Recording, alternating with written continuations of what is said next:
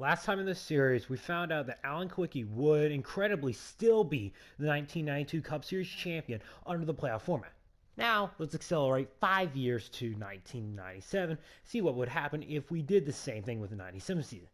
Now, if you don't know how this exactly is going to work, check out the 92 season video I did already. This follows the exact same way, including all the stage winners getting their points counted due to lack of information and scoring graphics at the time, and also 22 regular season races, as there were only 32 races held in 1997. Also, you guys, Jarrett, myself, everybody knows this is a hypothetical scenario. We all know they would have raced differently. This is just for fun. With that, let's begin. Jeff Gordon's historic 1997 Daytona 500 win with the Hendrick 1-2-3 would end up getting him a spot in the playoffs. Before wins at Rockingham, Bristol, the Coca-Cola 600, first Pocono race of the year, the first ever race at the Auto Club Speedway, and Watkins Glen. Rusty Wallace would end up getting into the playoffs with his lone win at Richmond, while Dale Jarrett would get wins of the final race of the old Atlanta configuration, the first Darlington race, the second Pocono race, and the Bristol Night race. Jeff Burton won his first career race at Texas, and as well as winning New Hampshire later on this year to get his spot. And Mark Martin would lock in his spot to Sonoma before winning the fastest race at Talladega in 97, as well as the second Michigan race. Ricky Rudd's win at Dover and the Brickyard 400 would lock in his spot. Ernie Irvan's emotional win and his last career win, as well as his first career win since his major accident at the first Michigan race. And the last driver in with a win is Johnny Andretti at the Daytona July race, where he upset the competition. With 8 different winners, that meant there were 8 spots to get in on points. Those drivers that got in on points were Terry Labonte, Dale Earnhardt Sr., Bobby Labonte, Ted Musgrave, Bill Elliott, Jeremy Mayfield, Johnny Vincent Jr., and ultimately Kenny Schrader. The round of 16's races took place at Darlington, the Southern 500, the second Richmond race, and the second New Hampshire race. At the Southern 500, Jeff Gordon would win the Winston Million in a dramatic fashion over Jeff Burton and lock in a spot in the round of 12. Those that had great runs were the aforementioned Burton, Dale Jarrett, Bill Elliott, Ricky Rudd, Terry Labonte, Bobby Labonte, and Mark Martin. Those that struggled were Ted Musgrave, Ernie Irvan, Dale Earnhardt, and Rusty Wallace, who'd crashed on lap 5. The points looked like this heading into Richmond. Dale Jarrett had already pretty much locked himself into the round of 12, while Rusty Wallace fell below the cut line. At Richmond, Dale Jarrett would lock in a spot in the round of 12 after winning the race. Jeff Burton would do more than enough to lock in a spot in the round of 12 on points with a second place finish, and Rusty Wallace's top 5 gets him above the cut line, while those that suffered poor runs were Bobby Labonte, Bill Elliott, Mark Martin, Ricky Rudd, Ernie Irvan, and John Andretti. Then they made the points going into New Hampshire look like this. Despite their poor runs, Elliott and Martin were still above the cut line pretty well, while Dale Earnhardt's 15th had below the cut line, while Musgrave and Labonte were tied on points, with Labonte over tiebreaker. At New Hampshire, Jeff Gordon would win again to gain even more playoff points, while Ernie Irvan did everything in his power to finish second and lock in the spot in the round of 12. A top 10 run for Dale Earnhardt would do more than enough to get him into the round of 12. Jeremy Mayfield, Bobby Labonte, and Johnny Benson also would do more than enough to lock in a spot in the round of 12. A 17th for Johnny Andretti and a 30th for Ted Musgrave would not be enough for them to get into the next round, where Ricky Rudd's crash in the middle point of the race left him 41st and would do him in the season. And Kenny Schrader's 37th would also keep him out of advancing out of the round of 12. The points reset would look like this heading into the round of 12, which had races at Dover, Martinsville, and Charlotte. At Dover, Mark Martin would win to earn his spot into the round of 8. Jeff Gordon mathematically locked himself in to the round of 8 with his 7th. Bobby Labonte, Dale Jarrett, Bill Elliott, Ernie Irvan, and Dale Earnhardt all had top 10 runs that helped them be above the cut line. Those at mediocre runs were Johnny Benson, Jeremy Mayfield, while Terry Labonte's bad day left him 37th and had him below the cut line. The points would look like this hanging to Martinsville. Rusty Wallace 15 would have him below the cut line as well. At Martinsville, Jeff Burton would win his 3rd race here to get a spot into the round of 8. The points would look like this afterwards. A 12th for Jarrett and a 4th for Gordon would both lock them and officially into the playoffs for the round of 8, while another second place finish for Earnhardt would have him comfortably above the cut line. Top 10 runs by Bill Elliott and Ernie Irvan would have them both still above the cut line, despite Irvan having a rough race behind all that.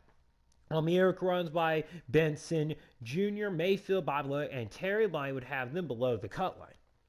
At Charlotte, Dale Jarrett would lock himself in with his win, while Bobby Labonte would do everything in his power and would succeed in that, outside winning the race, to lock himself into the round of 8 with his second and his stage points as well. Another top 10 for Bill Elliott would lock him in to the round of 8, while Jeremy Mayfield's 27th would not be nearly enough to lock in to the round of 8, as was Terry Labonte's 11th and Johnny Benson Jr.'s 10th.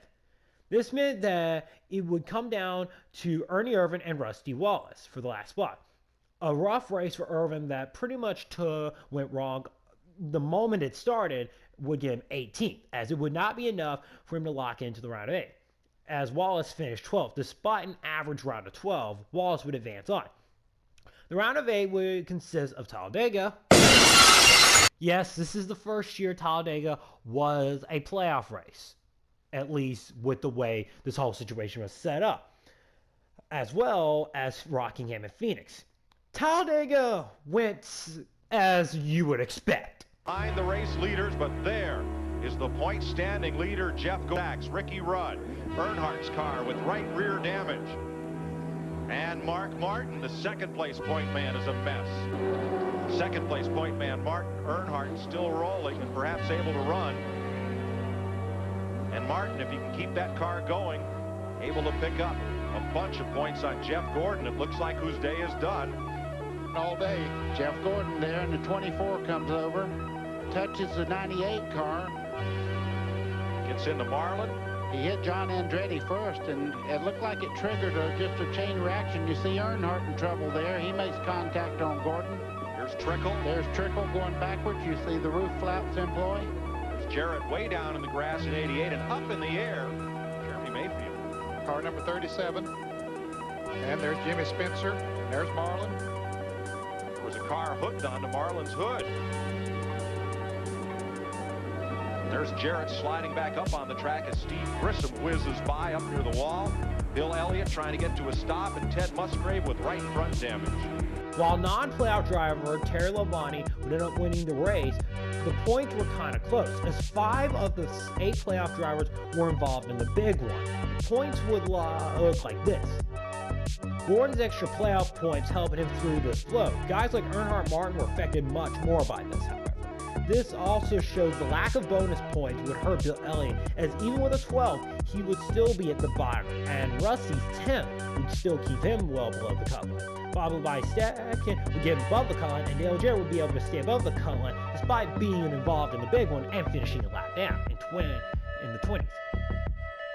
At Rockingham, another non-playoff driver, Bobby Hamilton Sr., would win, leading to the points being even more important, as Gordon would mathematically lock himself into the championship 4, while Jarrett's second place had him in a good position, while Martin's 6 would have him 6 above the cut line over Earnhardt, who finished 8th. Wallace and Elliott both are still below the cut line with their respective 18th and 12th place runs, while a terrible day for Jeff Burton left him 38th and would have him in a borderline must-win situation going into Phoenix.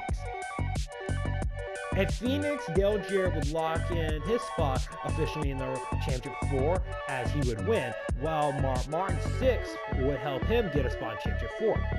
Bill Elliott's 15th, Jeff Burton's 13th, and Bob Labonte's 18th would all have them fail to advance into the championship 4. This meant that the last spot became a battle between Rusty Wallace and Dale Earnhardt Sr. The two at one point were even 1 and 2, so this was going to be the battle all day. It became very important. Wallace would finish 2nd, Earnhardt Sr. finished 5th, but the difference would come down to stage points given.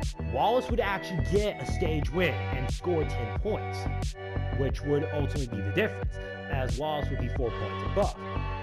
And this is where kind of the system comes into play, or at least how poor it could be, because Earnhardt very well could have scored more stage points over that time period in the round of 8 than Wallace. And Wallace could have even gotten eliminated in the round of 12. But we don't really know because, again, information just is not as good during this time period. But outside of that, a little bit, we head to the Championship 4. And the Championship 4 was pretty much almost as straightforward as you could imagine. there was pretty much the big three all year long, which was Dale Jarrett, Jeff Gordon, and Mark Martin. These three have been the top guys all year long, while Rusty Wallace had been a very unexpected entrant, as he had been on the cut line in both round of 12 and 8, and had also had a rough start at Darlington. At Atlanta for the championship 4, Rusty Wallace, however, would end up becoming more or less a non-factor, as he would end up finishing 11 laps out. Well, Jeff Gordon was also not a factor, as he finished a lap down in 16th. The battle would pretty much be between Dale Jarrett and Mark Martin. Both are pretty much in the top 10, with the two leading along with non-contender Bobby Labonte throughout the second half of the race. With 4 to go, Martin led the championship from second, but Jarrett was fast closing, as Mark had been getting held up just a little bit in lap traffic. And here we see the battle for second spot between Mark Martin and Dale Jarrett. And they're in heavy traffic. Very heavy. Bobby Labonte was in that traffic a few laps ago. Martin's car got a little bit loose there. I think he moved down to try to block the 88 car and see if he could keep him behind him, but he couldn't. He goes in behind him. Mark's car gets so loose, he had to chase it up the hill, and that lets Jarrett just drive by. So Dale Jarrett goes to second, Martin back to third. And there are now less than 2 laps to go. The only thing that cost Mark Martin was the position on the racetrack. It didn't cost him anything in points. Right. Unless he could pass Bobby Labonte and win the race, he wasn't going to finish in second position. Right. I think Jeff Gordon, this lap there, I believe, has locked up the championship for Jeff Gordon. 1 lap to go. I think you're right, Benny. The white flag is out, as Bobby Labonte has taken the white flag and he's on the last lap. We're not going to proclaim the championship until it's absolutely locked up, but it looks like Jeff Gordon is going to do it once again. We turn our attention now to Bobby Labonte as he brings his Pontiac through the 3rd and 4th corners. Here he is onto the quad oval.